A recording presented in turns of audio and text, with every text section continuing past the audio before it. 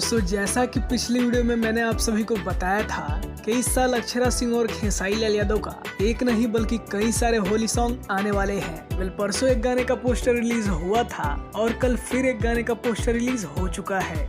दोस्तों इस गाने का नाम होने वाला है बवाल करेंगे, जिसका टाइटल तो काफी दमदार है ही, ये पोस्टर भी काफी बेहतरीन लग रहा है।